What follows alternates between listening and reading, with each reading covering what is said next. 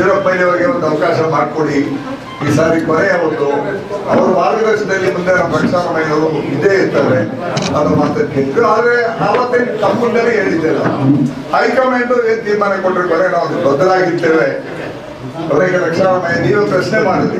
ಒಂದು ಗುಂಪು ಶಿವಶಂಕರ್ಗೆ ಹೋಗ್ತಾ ಇದೆ, ಒಂದು ಗುಂಪು ರಕ್ಷಾರಾಮಯ್ಯಗಿದೆ, ನೀವೊಂದು ಗುಂಪು ವೀರಪ್ಪಯ್ಯವ್ರಿಗಿದ್ದೀರಿ. ಇದೆಲ್ಲ ಗುಂಪು ನಾನು ಪ್ರದೀಪ್ ಈಶ್ವರ್ ಎಕ್ಸಾಂಪಲ್, ನನಗೆ ಟಿಕೆಟ್ ಅಂತ ಒಂದು ಗುಂಪು, ಪ್ರದೀಪ್ ಈಶ್ವರ್ ಟಿಕೆಟ್ ಅಂತ ಒಂದು ಗುಂಪು, ಇದೇ ರಕ್ಷಾರಾಮಯ್ಯವ್ರಿಗೆ ಒಂದು ಗುಂಪು, ಕೊತ್ತೂರು ಮಂಡಲ ಗುಂಪು, ಈ ತರ ಗುಂಪುಗಳಿತ್ತು. ಪ್ರದೀಪ್ ಈಶ್ವರ್ಗೆ ಟಿಕೆಟ್ ಘೋಷಣೆ ಆಯ್ತು. ಏನ್ ಮಾಡಿದ್ರೆ ನಾವು ಗುಂಪುಗಳೆಲ್ಲ ಒಂದಾಗಿ ಕೊನೆ ಪ್ರದೇಶದಿಂದ ನಾವು ಹೆಗಲಿಗೆ ಹಾಕೊಂಡು ಪ್ರತಿ ಹಳ್ಳಿಗೂ ಹೋರಾಟವನ್ನು ಮಾಡಿ ಗೆಲ್ಸ್ಕೊಂಡು, ಅದೇ ರೀತಿ ರಕ್ಷಾರಾಮಯ್ಯವರು ಕೂಡ ಮೊಯ್ಲಿಯವರ ಆಶೀರ್ವಾದ ಮಾಡಿದ್ದಾರೆ.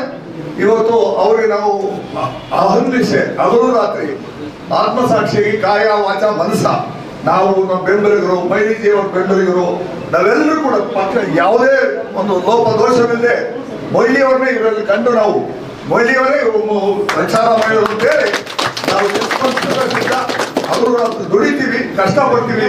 ಅದೇ ರೀತಿ ನಾವು ಕೇಳೋದು ಮುಂದೆ ಈ ಕ್ಷೇತ್ರದ ಜನತೆನ ಇವತ್ತು ನೀವು ಮೊಯ್ಲಿಜಿಯವರು ಯಾವ ರೀತಿ ಕಳೆದ 15 ವರ್ಷದಿಂದ ನಡೆಸ್ಕೊಂಡ್ ಬಂದ್ರು ಅದೇ ರೀತಿ ಅವ್ರ ಸ್ಥಾನವನ್ನು ತುಂಬಿ ಜನರ ಸಂಕಷ್ಟಗಳಿಗೆ ನಮ್ಮ ಕ್ಯಾಂಡಿಡೇಟ್ ಕೂಡ ಸ್ಪಂದಿಸ್ತಾರೆ. ಯುವಕರಿದ್ದಾರೆ, ಮುಂದೆ ಭವಿಷ್ಯ ಇದೆ.